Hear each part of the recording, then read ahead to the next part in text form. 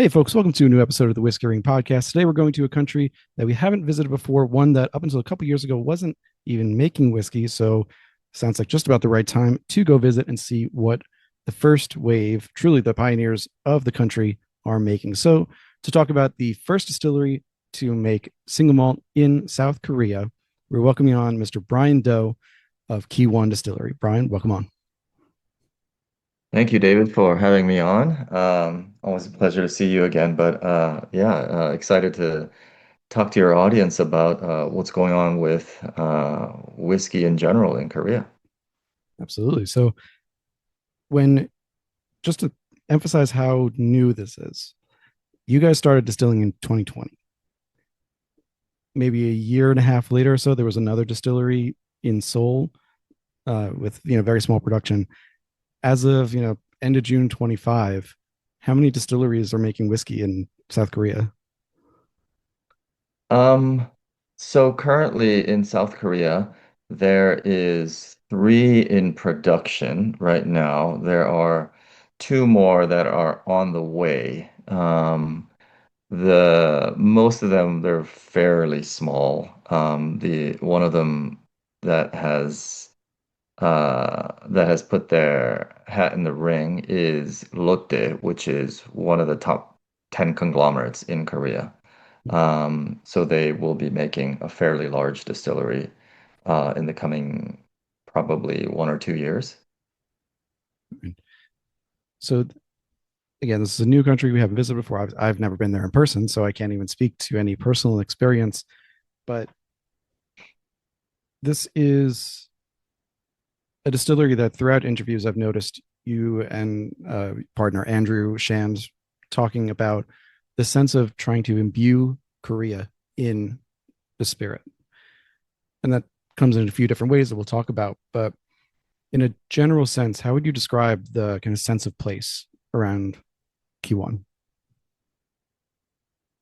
Yeah, so when we started to make, or even when I started to conceptualize what Korean whiskey would be, I I knew we had to make a very superior product because of the fact that we're the first in Korea.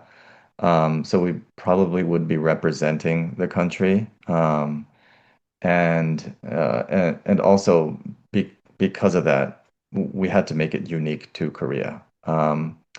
So when I first started off, I was thinking, all right, making a superior product, I need to get someone on board that knows his stuff on how to make it. I wanted to root ourselves in tradition, which, some may argue or some may not argue that uh, whiskey was founded, well, single malt whiskey was founded in Scotland. Uh, so I wanted to bring the tradition of basically the most popular single malt whiskey, which would be from Scotland to Korea, and root the production process in the traditional methods. However, still making it unique to Korea. So everything that we do, we try to make it unique to Korea in whatever sense that we're in doing, whether it's in the fermentation process or the saccharification process, or even of course, in the maturation process too. So, with that in mind, we still are always trying to make a Korean whiskey. We're not trying to make a Scotch single malt. We're not trying to make a Japanese single malt or anything like that. I think that we can make great whiskey that is unique and stands out. And I think we've so far have been on the path to success in that realm. So yeah, we're trying to make a whiskey that is Korean, and I think so far we have succeeded in that sense.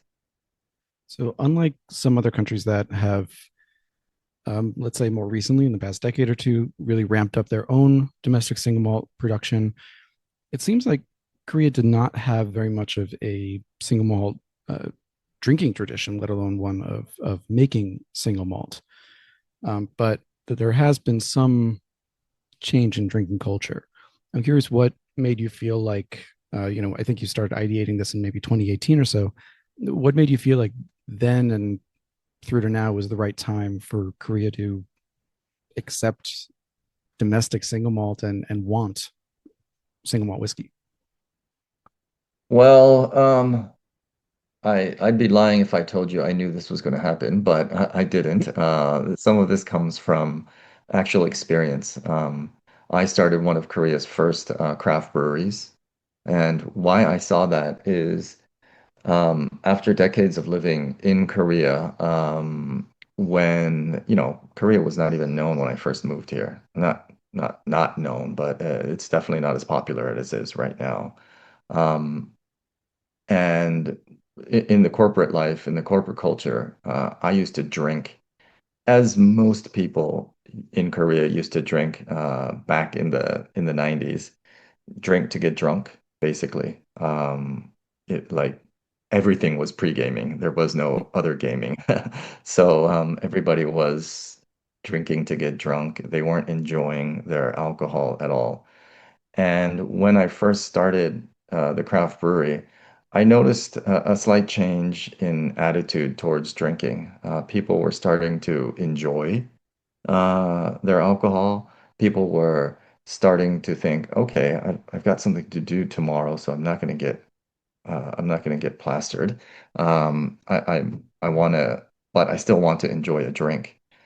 So I saw that this trend was happening where people were starting to pay more money for drinking better alcohol and enjoying the process of drinking alcohol and the story behind what they were drinking. This came through not just observation, but I started back in 2012, one of Korea's first speakeasies. So we had a fairly large craft beer program and single malt whiskey program. It was called hopscotch, hops for hops and scotch for scotch. So uh, and I was just observing that more and more people were starting down this road of enjoying the drink that they're drinking. So I knew it was going to come. The craft beer went, as in most countries, went crazy and shot up like a rocket. It's calmed down definitely by any standards, but still, I think that just flipped over to the whiskey side during COVID. I think there was a huge boom, as in most other countries, in more premium drinks, and it kind of accelerated the process. Now, uh, going back to the first question of was there a history of single malt in Korea? Not there was, but there wasn't. There was because in Asia, the KTV culture was pretty prevalent in Korea. That's kind of where a lot of business deals went down in the 80s, in the aughts. Not as much anymore. It's dramatically declined in Korea. But back then, lots of people were drinking um, kind of what they had deemed quote unquote local whiskey, which was just Scotch whiskey that was brought over and bottled in Korea, Mm. kind of a Coca-Cola method. So if you went to the KTVs, you definitely still had a Korean whiskey because there were two major brands that kind of made those types of whiskeys, not made, but bottled those whiskeys in Korea. And some of those were single malt. Most of it was blended, but that's kind of where the whiskey culture in itself in Korea had started and was thriving for a long time until kind of it's not in vogue anymore to go to KTVs. They're still around, and that business is still there, albeit much, much less. But still, that's kind of where the whiskey culture started. And then in 2022, during COVID, it kind of went ballistic. Euromonitor said Korea was the fastest growing single malt whiskey or Scotch market in the world. That's how much we had imported compared to, beating out way bigger places like the US or even our powerful neighbors, Japan. It's pretty impressive. I mean, it's like you guys have just come out of nowhere in many respects to create and generate and grow a whiskey culture. And with that kind of growth, of course, goes the inevitable, clashes with government, where you've got to educate the government because they don't know what is going on yet. You have a brand new industry that hasn't been regulated. There might not have the people with knowledge in place. And I also want to ask you about some of the tax things, but at the risk of pulling a George Lucas, I'm going to pause on the tax for a moment.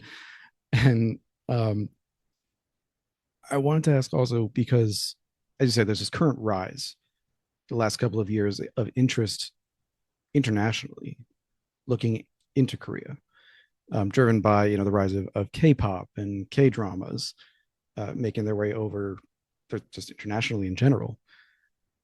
And in an interview with Just Drinks last year, you said you're leaning into this because why not? You have all this interest coming your way. Um, and I point this out one because it's a trend, but also because of the places where Q1 is distributed internationally. One of them, out of nowhere, was Kazakhstan, and Right. there's like, I think you said the stands are just loving Korean everything right now. Um, any other places besides the U.S., the U.K., Japan, China, where you expect to have this interest because of either general interest or Korean diaspora? Any other places that are showing real interest in Korean products that might be promising for you going forward? Yeah, of course. So it would be dumb of me not to ride on this Korean wave that's happening across the world. I mean, there's actual a word for it in Korean called Hallyu, and it just literally means Korean wave. And um, it it's helped us tremendously, I think. We are in several countries in Southeast Asia um, that the diaspora of Koreans is not that huge. Actually, it's fairly small. Places like Indonesia, Malaysia, Vietnam, Cambodia, these places in Southeast Asia, and the Philippines. It's just the diaspora is not that big compared to other countries, but we're there because people want it because it's Korean, just because it's Korean. And that is something that's getting I consider it as definitely helping us get our foot in the door. And then we still have to prove it with the liquid that we have. And luckily, because our liquid is really good, it's kind of followed on to, oh, hey, I didn't know Korea makes whiskey. And they've never been on my radar. And then they taste it and goes, oh, wow, this is actually really good. This is unique. And then comes the follow through with sales and hopefully with repeat buys. So uh, yeah, Korea's helped us traditionally has helped us a lot. When we go to whiskey shows, I always bring the Korean flag to drape it on the back of our banner or the table or something. Just because people now know what the Korean flag is, and when they see that, they're like, "Oh, what is that? Korea has whiskey." It just piques people's interest and gets them over there and to taste it and to try it. And the liquid itself has to be good at the end of the day for them to say, "Oh, okay, they're doing something interesting over there." For sure. And I should say now that I've had the opportunity to try three of your expressions: the unicorn, tiger, and eagle. Each one, uh, country, the official animal of the country of each of the founders. Well, you having the Korean and American heritage, and Andrew having the Scottish heritage. If you didn't know by now, yes, the unicorn is the official animal of Scotland. Uh, I'll never get past that because it's funny as hell. But as you said, you're the first, and you even said it in your wording earlier, which was that you're the first. So you got to choose in many ways what the Korean single malt whiskey profile could be. And that's not something that a lot of people get to do anymore, like choose what their country's profile is going to be known for in a particular product or industry. So taking what you said in terms of, you want to bring the Scottish traditions, of course Andrew's input there, but the sense of place of Korea,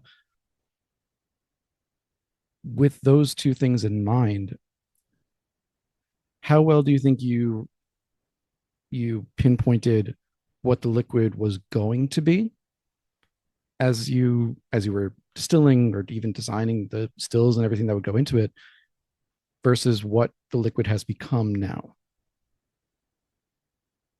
Yeah. Yeah, yeah. Because key one, it literally means the first. We did have the opportunity to shape what Korean whiskey is going to be like. But also we had that burden. It had better be good, and um, we had better make something that is uniquely to Korea. And it's not saying that other distilleries behind me are going to do the same thing. I think we're in a very unique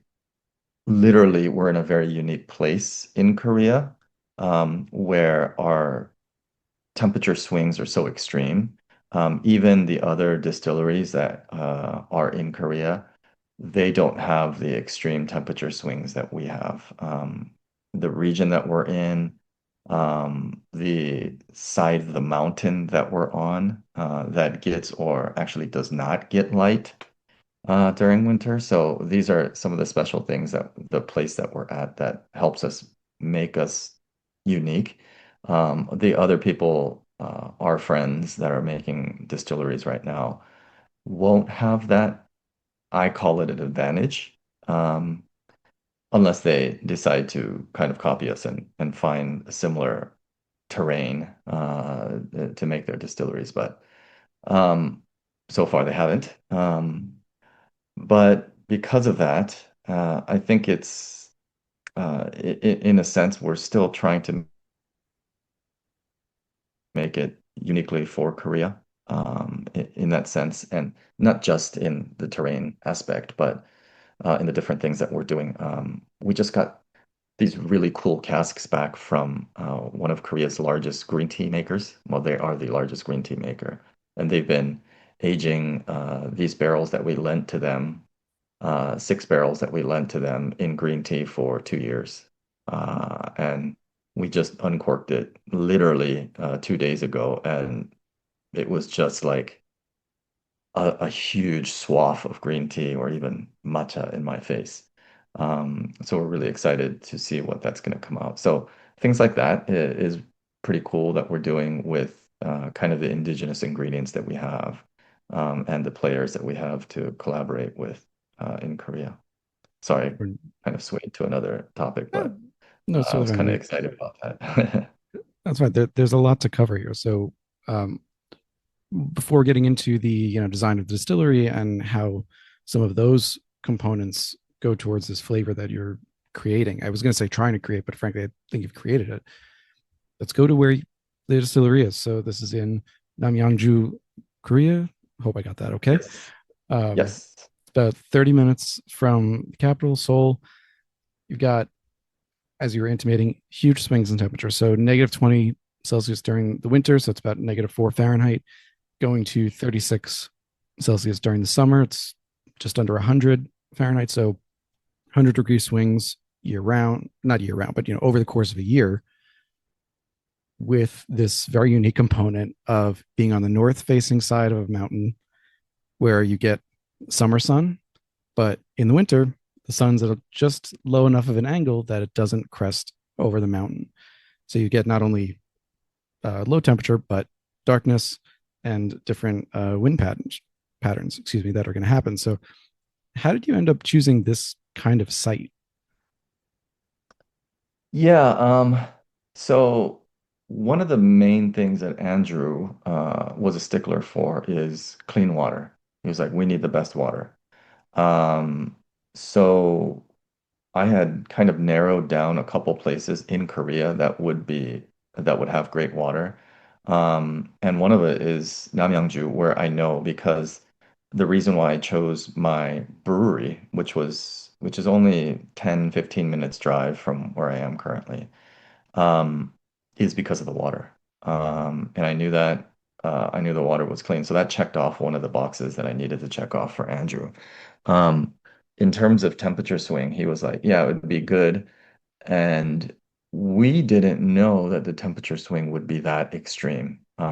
I knew it was cold because I spent 5 winters there, and I knew it's cold. But the place that we're at right now is even colder because it's if you imagine kind of a horseshoe, we're on one of the corners of the horseshoe, and the air flows in through the open end of the horseshoe through the U, and kind of swirls around in that area, and whatever leaves the mountain does, whatever doesn't is there. So it's definitely colder there. We and it snows all the time over there. So it's just a totally even if I go down the hill of where we start, it's a 5 degree difference that we have every day during the winter time. Just because bottom of the hill gets some sunlight and where we're at gets absolutely zero sunlight. Even in January, we get zero sunlight actually. So it's cool in that sense. It's not cool for my employees because it's damn cold and we've got to clean the snow all the time. I just bought another snowplow that makes it 2 snowplows now. So yeah, we knew there was going to be some swings, but we didn't know it was going to be this extreme. And going back to your previous question of the design factor of what we were thinking, um, look, I started single malt drinking when back in the early 2000s, off of a Glen Grant. That was my go-to single malt. The early Glen Grants I really, really liked. And it was just back then good bang for your buck. And I loved to just drink Glen Grants back then. So I've had that in the back of my mind, and I was like, "Hey, Andrew, can we make something kind of pays an homage to that? Because I think that would sell fairly well in Korea." I consider myself a layman's. Oops, sorry, thought I turned this off, but I didn't. I consider myself a layman's kind of palate. I would say most of what everybody likes, what I like, I think everybody else will like too. So I told Andrew, let's try to make something like that. And we went to Forsyth, um, to Richard Forsyth actually, because Andrew and them are the owner's son, because they're good rugby buddies. They used to play rugby together. So I had the awesome pleasure to go there and check everything out and tell them, okay, this is what we want. Um, and they made some awesome stills for us that we brought to Korea and wanted to design this flavor. And while we're going designing this flavor, we also kind of had the burden of saying, hey, we want to make this Korean. What are we going to make it? How are we going to make it Korean? Um, and different flavor profiles that many people know about Korea. Most popular being kimchi or Korean barbecue or uh, maybe some like bibimbap and things like that. But I didn't want to be, I didn't want to be like, I didn't want to make a generic thing like that. But I still had to make something that people knew a flavor about Korea. So we kind of had this aha moment while Andrew and I were eating lunch one day at the local kind of cafeteria, and a spicy pork came out, a spicy pork dish that both of us came out, and we kind of just looked at it, and then we looked at ourselves, and we just had that aha moment. Oh, I know what it is. Yeah, we got to try to emulate gochujang, the Korean spicy paste, somehow in the whiskey. So through a lot of tinkering and R&D, we've kind of we kind of were able to put that as our finish. Um, so Andrew always says it has kind of a spicy but a sweeter finish at the end that kind of tastes like gochujang. Andrew loves gochujang, and so do I. Um, and I think we've succeeded in doing that in most of our whiskeys so far. Um, so that was kind of the design that we were looking for. What we did not expect is how fast and how well it matured in Korea on our premises. That was I mean, I say this to my investors all the time, but when I show them a PowerPoint that I had made in 2018, kind of talking about when we can actually sell the whiskey, it was a minimum 5.5 years um, till I wanted to touch the whiskey. And then for us, kind of the whoa moment came when Andrew and I started tasting the whiskey 6 months down. We had put it in a bunch of virgin oak, and we were starting to taste it and going, "Whoa, this tastes really, really nice for 6 months." And it just started to snowball from there. A year, not 6 months, but just year. I'm like, "Whoa, this tastes really good." And then 2 years, it's like, wow, we can actually sell this and um, we wouldn't get ragged on.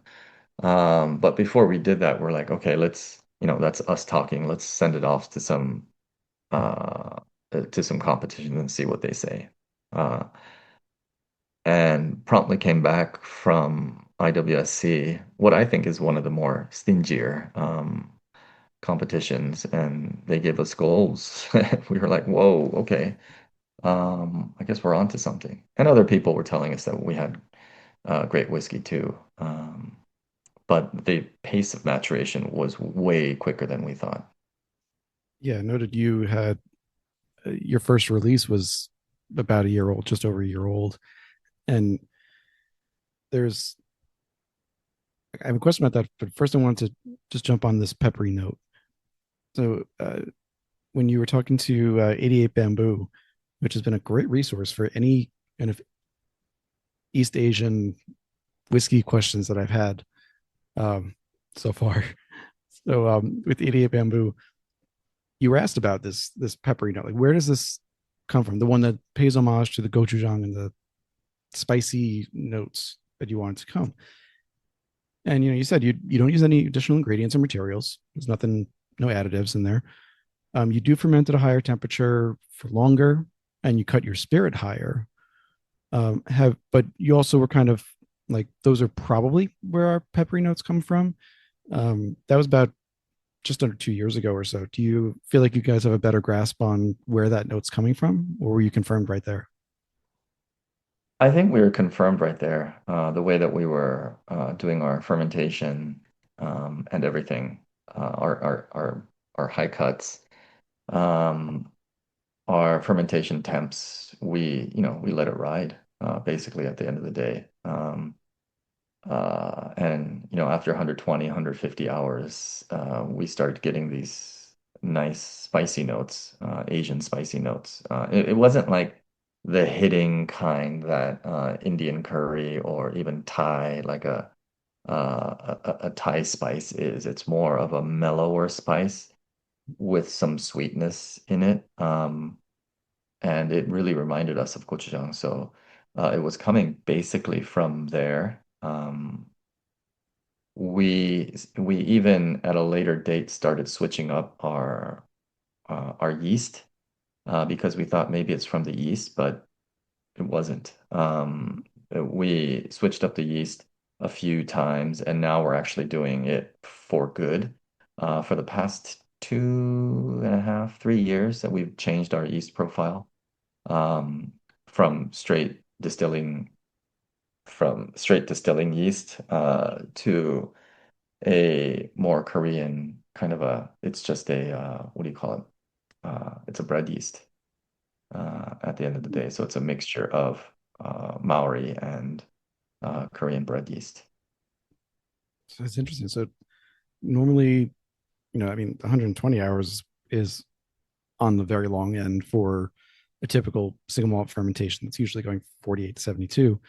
So you're talking 120 to even 150 with the type of yeast that you're using now. That is it a cross or using two at once?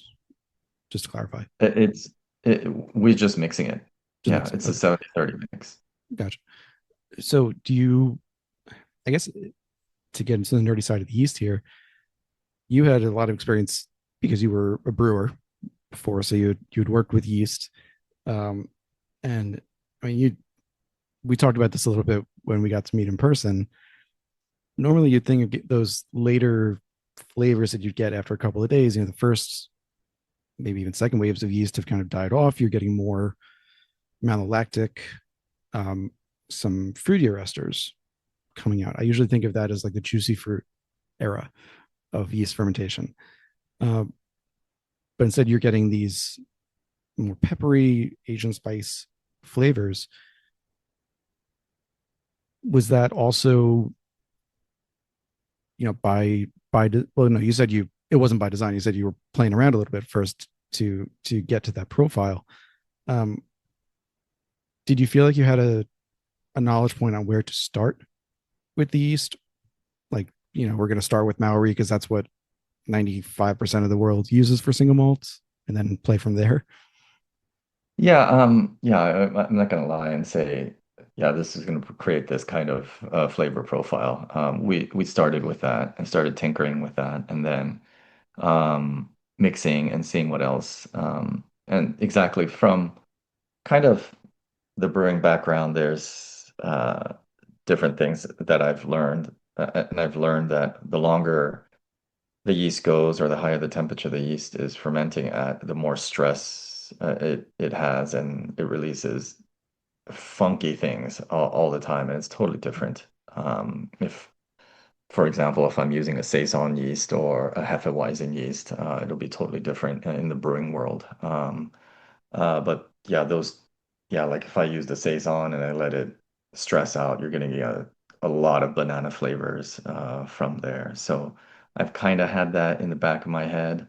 Yeah, we're not using saison nor we have banana flavors, but I knew that we're gonna get something funky once we started playing around with the yeast and seeing what different different ratios would give us, what different yeast would give us.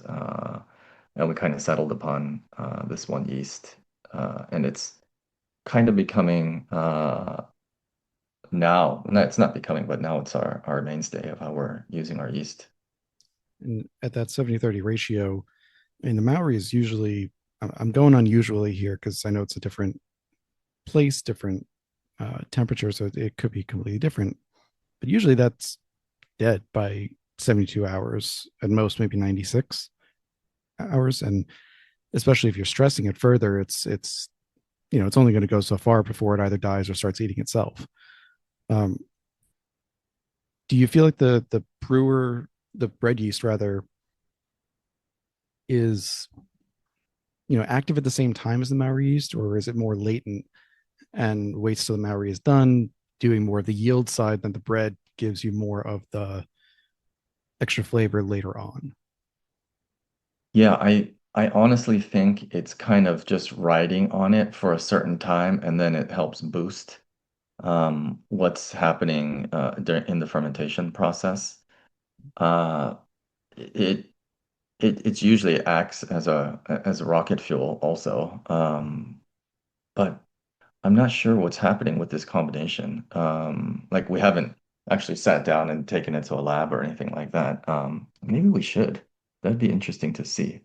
Uh, but yeah, this combination that we got and that has clicked has worked for both extreme climates. We get a different flavor profile on our new make spirit during the winter and in the summer.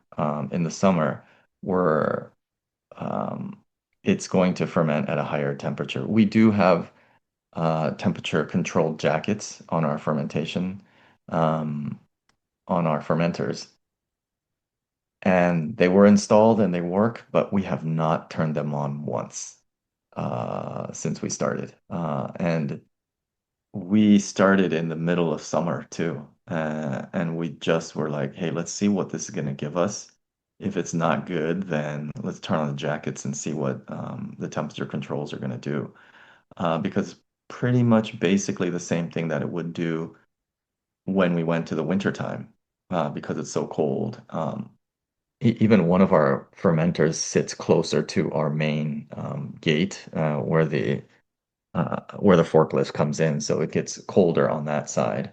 But we've found out we have two different new make spirit tastes. They're not totally off, but it's definitely distinctly different for our winter and our summer.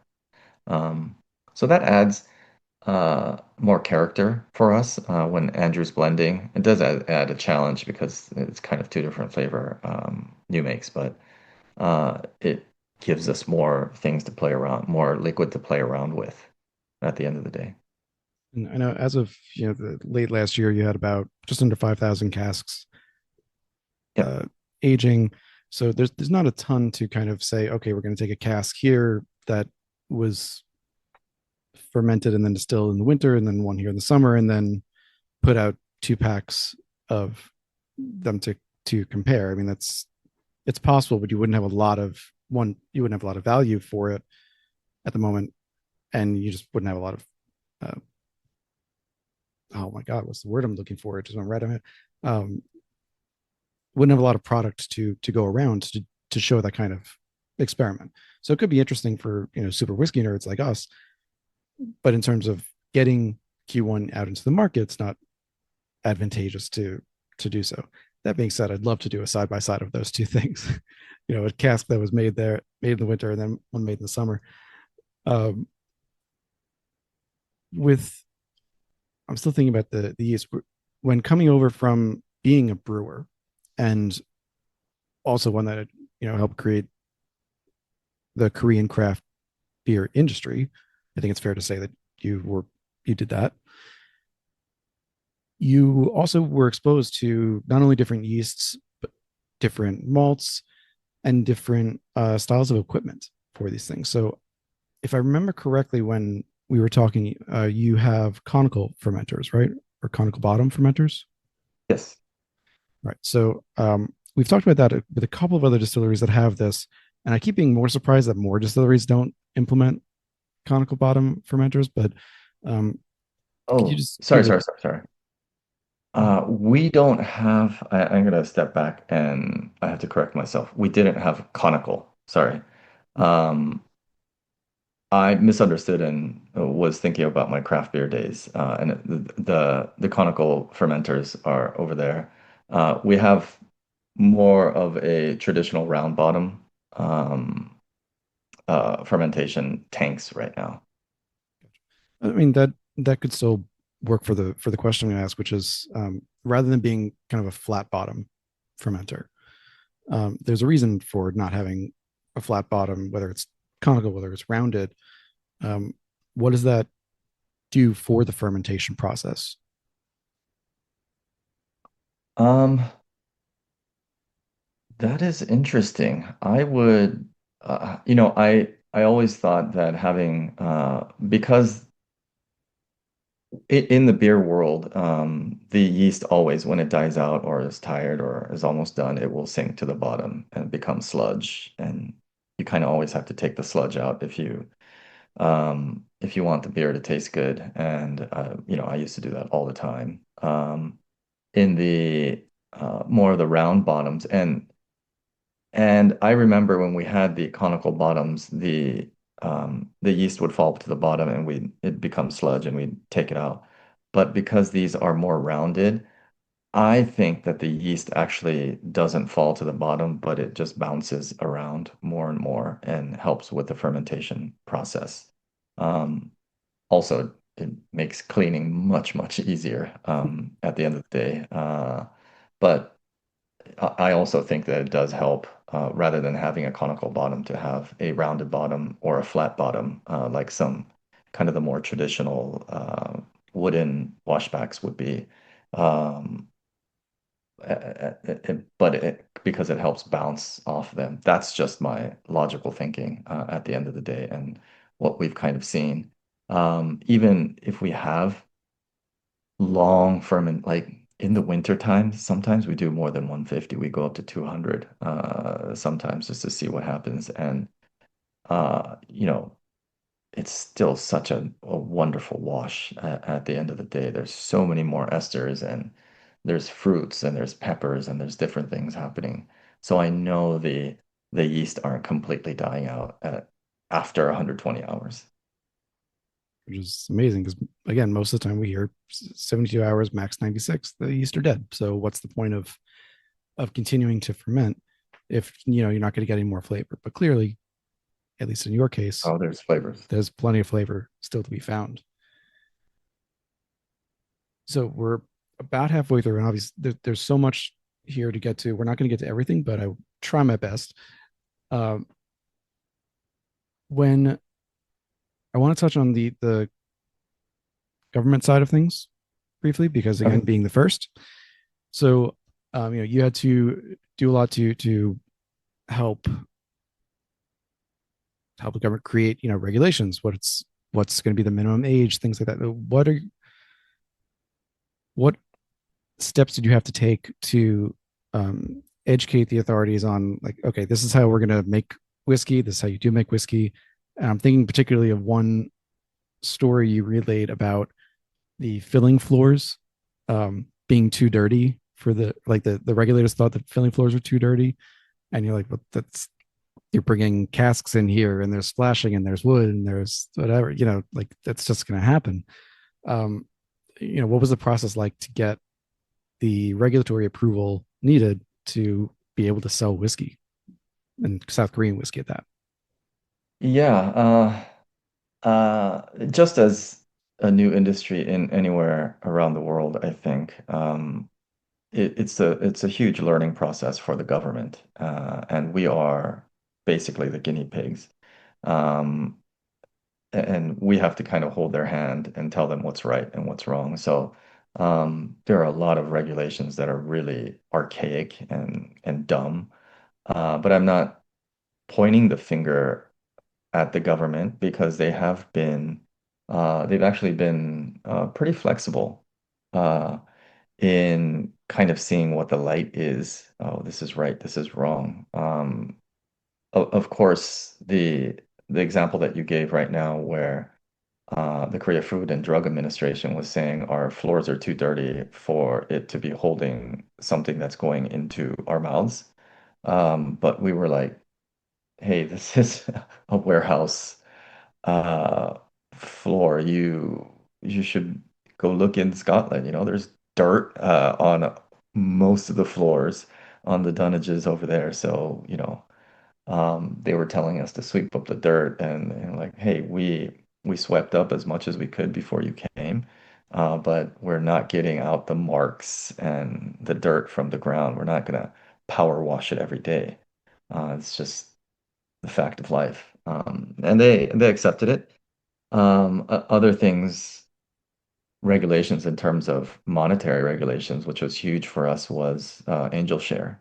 Mm. Um, the government gave us a 2% tax break at the beginning because they said, oh, you're losing 2% to evaporation every year. And we were like, no, that's not right. That's Scotland.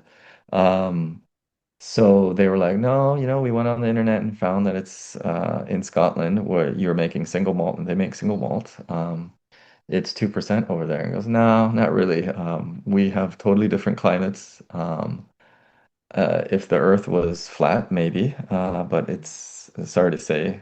I mean, yeah, not arguing, but yeah, I don't think it's flat because we have a different climate. So let us show you that it's not 2%. It's averaging out to about 6.5%. And we wanted bigger tax breaks because of that. And so they said, okay, it's going to be a pain in the ass, but let us they came almost every other month with a dipstick Mhm. on a certain cask that they had randomly selected and said, okay, we're gonna keep our eye on this cask, and that is going to be what the evaporation rate is going to be for Korea. So yeah, they came every 2 months with the dipstick, and they said, "Oh, wow, you are right. It is around 6.5%." So that's the new evaporation rate for tax rates in Korea. After a year, they changed it, and they acknowledged that we were right. So these are just growing pains, I think. A lot of things that we have to point out to them, and government workers.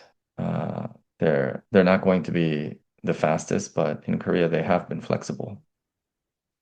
And like you said, it boggles my mind because I mean, you're because you're the first.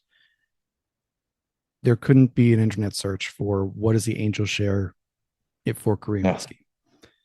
So I get that you can reference, all right, well, Scotland's 2%, so maybe we start there. But at the same time, as it as you described in the story, it's demonstrable. You can go in with a dipstick every 2 months and see what the evaporation is, how much you're losing.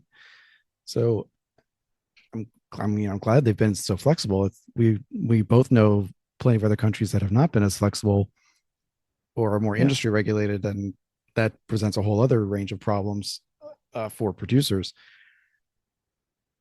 Within that, beyond just the angel share, the change in taxation, there are a couple of flexibilities I think that reflect just where you are in the world and the climate you have. So one of them being that, uh, and correct me if I'm wrong on this, that the whiskey to be single malt whiskey has to be a year old.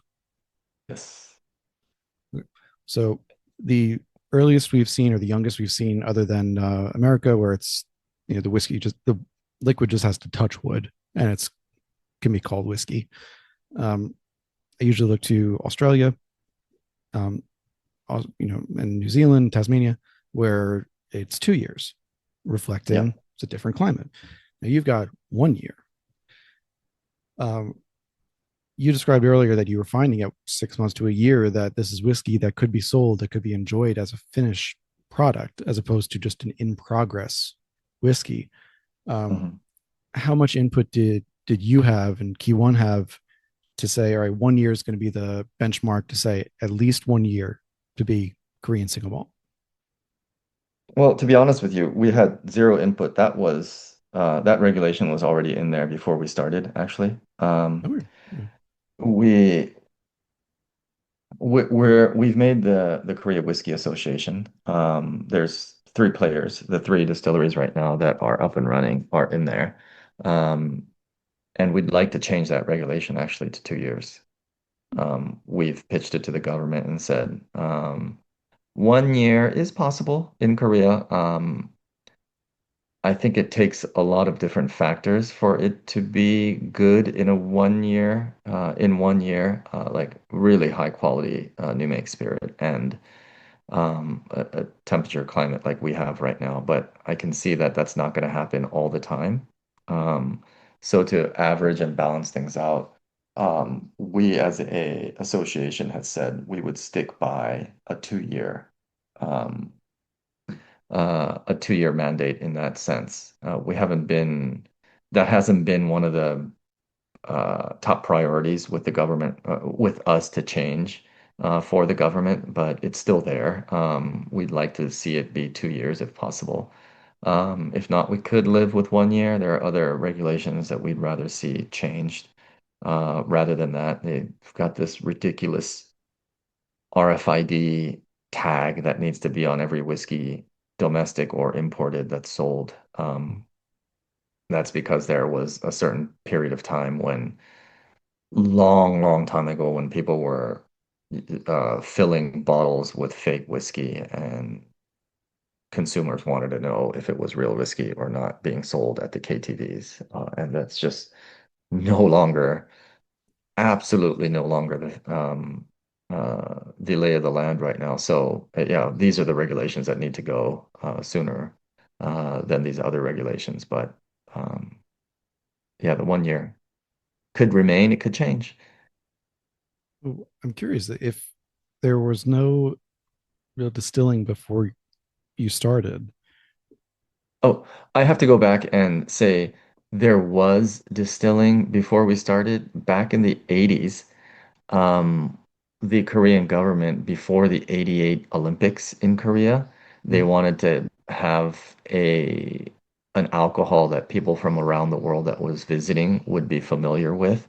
mm, So they chose a beer and whiskey. Um, and some of those whiskey or spirits makers did end up making whiskey distilleries, but they were not single malt. We are single malt whiskey. They were very blended. They were bringing in products, they were just bringing in OEM Scotch mm. and blending with what they were making with different grains in Korea and whatnot. So the process was very different. It was very not single malt whiskey. At the end of the day, they were trying to pass it off as something else, but um, those distilleries spectacularly failed within 1 year. Mm. And so these regulations, whatever they were, have been around since the 80s, And so they're the early 80s, yeah. they're vestigial at best. It sounds like Yes, at best. it's for an industry image that never even happened or was very Yes. brief. So you said there were a couple other things that you'd like to change. What other things I'm thinking of? The typical things we think about: wood policy, um, the question of where the grain can be from, where you malt, things like that. What other regulations would you want to be put into place or updated? Um, like one of the biggest things, and what my mentors have told me, and kind of taking from experience, the biggest thing that we really want is what does it mean to be a Korean whiskey? It is, can we bring over Scotch and just mix and dump and call it Korean whiskey? And so we've gone through the process of, the milling, the saccharification, the fermentation, the distillation, the maturation, all has to happen in Korea. Those kind of broad what it is to call a Korean whiskey. Doesn't have to be a single malt, it could be blended, doesn't matter. Or some different grain. That's kind of one of our top priorities. Another top priority is changing the tax structure for Korean whiskey. We just have an insanely expensive and unfair tax for our liquor tax. It's taxed on the actual cost of making whiskey and the actual cost of selling the whiskey. So even the gas that I put in my car to get to the distillery is taxed. It becomes a part of the tax that we have to pay. Uh, Whereas we're on kind of the back foot on the taxes, and the imported whiskeys have a much less tax than we do. And they have more benefits on how it could be sold, logistically, where it can be sold. On the other hand, if we're going down the ranks of what we need change, we also need um, how our whiskey can be sold. Currently, our whiskey can't be sold online compared to Korean traditional spirits that can be sold online. Um, and there's nothing different than us. Like literally 2 days ago, uh, we finished gathering all of our harvesting our barley at our farm that we have. That's about 20 miles from our distillery. And we're making single estate, single malt whiskey. And we're using barley that's grown in Korea. We're using a Korean barley strain. We're using Korean water, Korean yeast, Korean wood, and it still is way unfair. There's a way unfair advantage compared to an imported whiskey, um, or even more unfair than a Korean traditional spirit, who uses the same methods, same ingredients that we do. There's some people that use barley, and same methods that we do, but they can sell online and they get taxed way less than we do. Um, and it's just because we're called a whiskey and they're called they're called a soju or something. So, yeah, those are the regulations, the top three that do have to be changed quickly for the industry in Korea to grow. Sure, it's been emphasized on a couple of different interviews how onerous it is as a barrier to entry. Is you even if you're able to start and like you said, you've got a little under 5,000 barrels, that's nothing to scoff at, of course.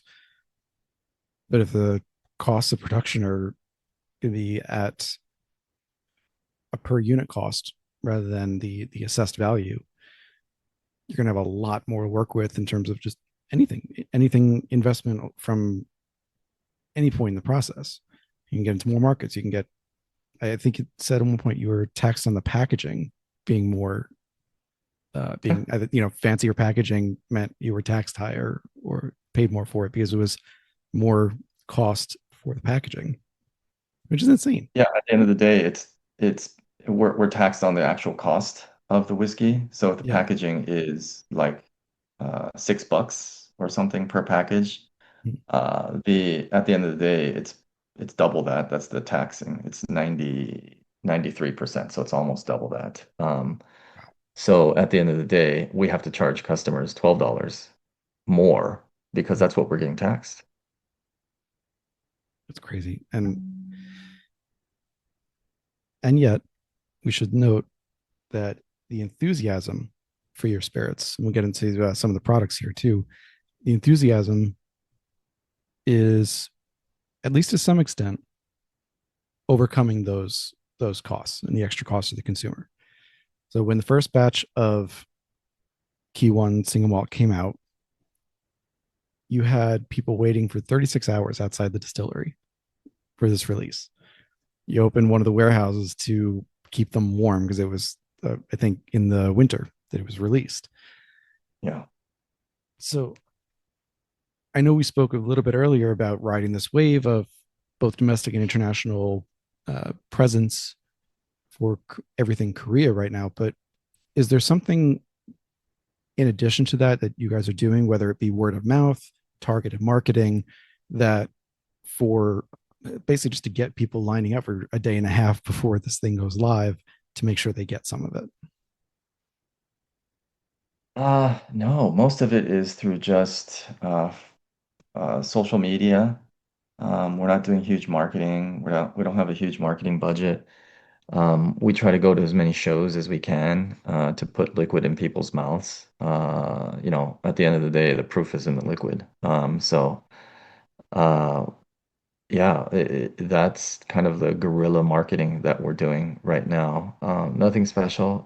Locally, just because a lot more people are starting to appreciate locally made products in Korea, and people are starting to see the craftsmanship behind it and the care that we put behind our whiskey rather than it coming out of a push button factory. I think it shows our fan base continues to grow every year, every month.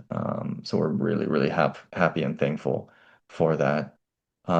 Whiskey is still a pretty new scene in Korea. I mean, if you think about it, uh, you know, when I was first thinking of whiskey in 2012, there was like three malt bars in all of Korea. Maybe it's two or three, that was it. That had a pretty good lineup of whiskey, but back then I thought it was good, but now it's just your normal back bar that you would see by the big boys.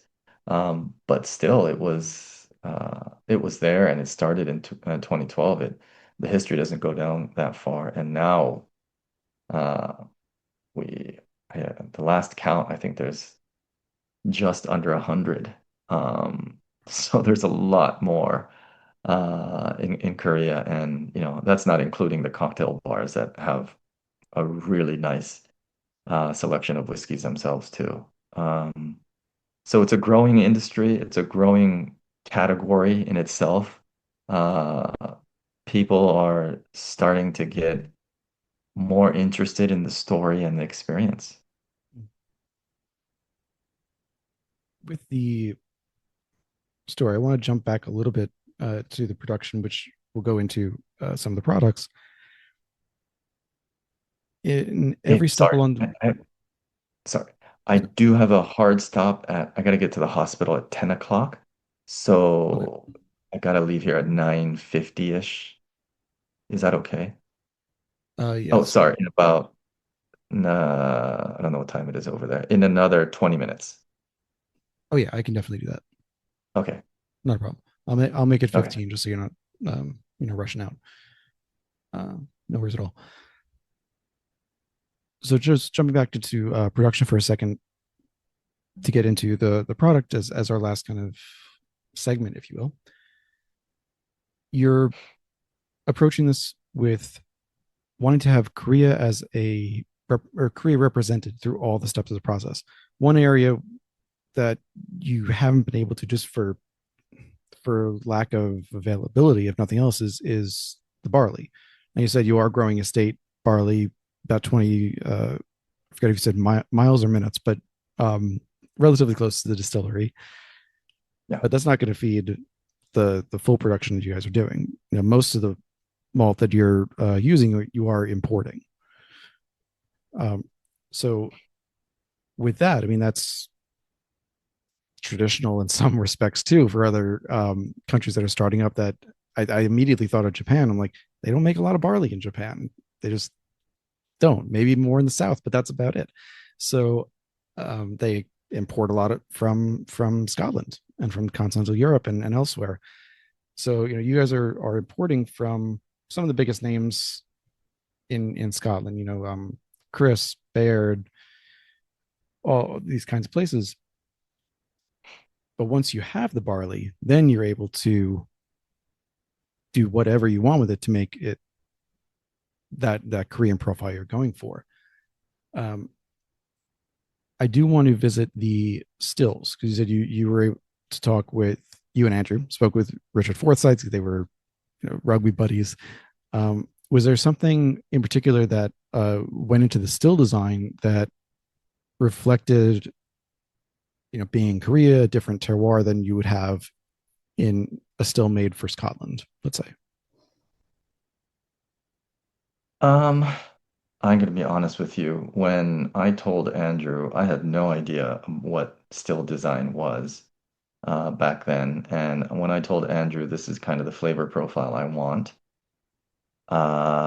he was like, okay, I'm gonna tell this to Richard and see what they can make from there. I don't think because we didn't envision the extremes of the weather adding that much, giving us that much more better time in the maturation process. So we had no idea of that. So we didn't really. Uh, we weren't able to tell them, oh, okay, this is the terroir. We did tell them that the climate swings are fairly big, much bigger than what it would be in Scotland. Uh, but I don't know how much of that was reflected in the design, the angle of the neck and other things at all. I wish I could tell you. I haven't. But that is an interesting question that I should ask Andrew about, or even the next time we meet Richard. I'm just curious because you have depending on what season, obviously, you have potentially more ambient heat or less ambient heat to deal with on a Yeah. less consistent basis than they have in Scotland, where it's relatively cool, more Yeah. temperate. So, however that could manifest, not sure, but yeah, I'm curious. If you ask, I can always throw it as an addendum or as a written piece to accompany this to if that's something. Now, having moved from there, you get the malts and saccharify it, ferment, distill, and age it. Right now, you've got, let's say, five um, regular releases ish out. You've got Hmm. the and you can tell me if I'm wrong, Gary. The batch one, batch two of the single malts. You're batch Three, four. Oh, so You're higher than yeah, that so now. so far we've Yeah. had six kind Six. of Yeah. experimental releases. Batch one, two, three, four, five, six. Mhm. All not all different woods. Mostly different woods. Batch one was virgin oak, batch two was bourbon, with a small mixture of virgin oak. Batch three was all Oloroso. Batch four was our peated version. Batch five was a port wine. And then batch six was a Pedro Jimenez sherry. Um, so mostly all different woods that were in there, but it uh, it allowed us to get kind of a feel of what Korean whiskey drinkers like and what they would gravitate towards. So we ended up making our signature three, which you mentioned earlier on. Our Tiger version, which is the pink one, it's the more sherry, fruit forward and sweet. Definitely the fan favorite in Korea right now. And then the Eagle, which is kind of our homage to a classic single malt, aged in bourbon and virgin oak. And our last, which is our version of a peated whiskey, which is much more balanced. Than a heavier hitting peated whiskey from the Islays would be. So those are signature three that we have. But we also are coming out with definitely a lot more limited editions. So our batch seven that we recently, less than a month ago, came out with is um, is a really, really nice all bourbon first fill. Probably around most of the spirit is around 4.5 to 5 years old, around there. So it's our most aged bourbon that we have that we set forth, and it's been doing really, really well, especially in the bar and cocktail channel right now. So we're going to continue to come out with different limited editions. For sure, our three signature series are forever. You can find constantly. But I think what some of the more whiskey enthusiasts are looking for is our limited edition releases.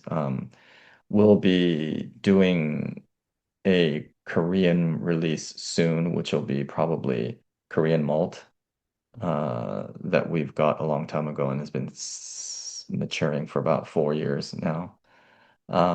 We'll be doing a all Korean whiskey, which is Korean wood, Korean water, of course, Korean yeast, of course, and Korean barley. Um, and that'll be probably, hopefully, coming out at the end of the year or the beginning of next year. And we've got a lot of funky, cool things that we're doing right now. Benefits of being a smaller distiller, you got to play around like that. So Yeah.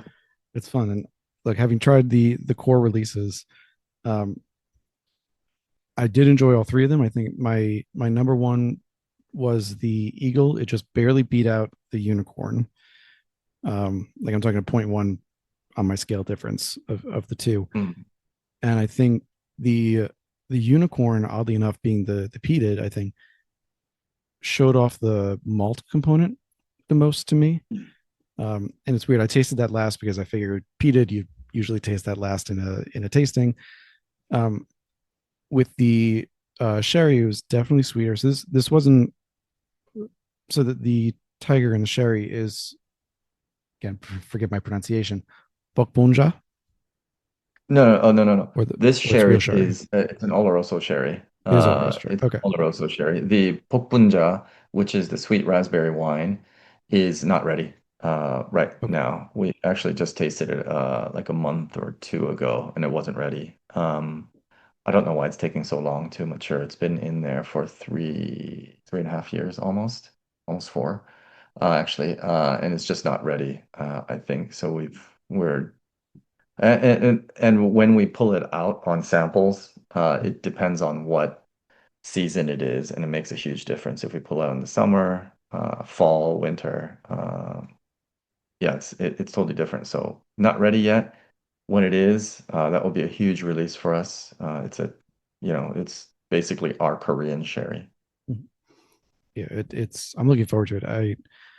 So with the sherry, the bourbon, and virgin oak, and the peat, I wanted to just throw back for a second to what you were talking about with your own palate, which is, you have said you only enjoy these heavily peated whiskeys as a maybe as a nightcap. It's more of a winter drink, something like that. You wanted this peated whiskey from Key One to be more approachable, what I would think of as kind of a throughout the day whiskey. And any season, it's smoky enough to know there's peat in there, but you're not you're facing a tar pit kind of thing in there. And that's what I found. It was very balanced, was a good word for it. As I said, that's where I got the most malt out of it, which I was really surprised at, and enjoyably so. The Eagle had it had the balance of the bourbon and virgin oak. It definitely had more of that, the vanillins and the lignans kind of coming through stronger. So that drove the flavor in that direction. And then the sherry, I think I want to go back and retaste now that I've had all three and I've had a little time to ruminate on them, because I split the samples in half so I could taste multiple times. And now knowing what the core malt flavor is, going back to the sherry cask, the Tiger, and revisiting and saying, okay, there's underneath and then the sherry on top, I think will make it pop a little bit more for me in terms of Mm, getting the malt character out from under the sherry. Because we both, sherry can be very powerful. yeah. Um, and I think I remember in my notes, I was thinking like, this is a delicious whiskey. I would easily buy this is, definitely an easy drinker. For me, I wanted a little bit more of the malt character to it, Mm. but maybe it's there. And I just didn't know what to look for, the first time that I tried it. So I'm looking Yeah, forward I to mean, to be retasting it. honest, like Andrew and I are not huge sherry fans. We do enjoy it, but Koreans love it. They love that flavor profile, so that's the reason why we skewed towards that over there. Like my daily drink at the house is an Eagle. I'll drink that. That's what I keep here. And the unicorn again. It's a great balanced peaty whiskey to get Koreans into that new category. They don't know what, if I threw them a Lafroig or an Ardbeg, and those are great whiskeys. I don't know if they would come back as fast to that category. Um, because for some people, I mean, just being honest, for some people, it's, they love it or they hate it. We would want more people to love it and to come back to it and to say, oh, I can drink a sherry after this. And that's kind of what I had in my mind in easing people into this category because at the end of the day, drinking whiskey in Korea, well, drinking single malt whiskey in Korea is fairly new. And we don't want to push them off at the very beginning. We'll ease them in, and we're going to make more bolder and peaty whiskeys in the future too. But right now, that's kind of where we're aiming towards right Yeah. My closing question for you, and then no, I gotta let you go. So last question is, you're only 5 years, you're in your fifth year doing this. You've putting aside what was done in the 80s with the Korean whiskey blending and whatever else they were doing back then. Looking at this from a new perspective now, what do you personally and you as a distillery want your legacy to be for Korean single malt and Korean whiskey? now. Yeah, I want us to be the Korean whiskey to drink when you come to Korea, or when you grab a handle when you're going out of Korea, as a present to whoever you're going back to, and say, hey, I tried this great whiskey from Korea, and I'd like you to taste it. It's at the end of the day, our name Kiwon means has two meanings actually. It means the beginning, and it also means hope. And we thought it was perfect because we are the first. We want to be the first world-class whiskey from Korea, and we hope we can get on that world-class stage where we're compared with the best around the world, as not as just a normal single malt whiskey, but as a Korean single malt whiskey. Fantastic. Well, Brian, keep me up to date on what you guys are doing. I know you got some U.S. market penetration now, and that's going to Yes. be spreading even more. And I hope to get my hands on a couple of those limited editions, try those as well, see what you guys are testing out. I'm honestly most interested. I want to try the red oak. Um, Yeah, and we'll get some of that stuff to the US. yeah, just I love trying different wood profiles. So we'll see. But Yeah. anyway, I got to let you go. Brian, thank you so much for coming on representing Q1 Distillery. We'll have more information on whatever we didn't get to in the show notes. So please take a look at those on the website. And thank you everyone for listening. Rate, like, and subscribe. And we'll have links to where you can also buy Q1 in the US or wherever you are. So, Brian, I'll let you go. Thank you so much. Have a great night. Thank you. Thank you.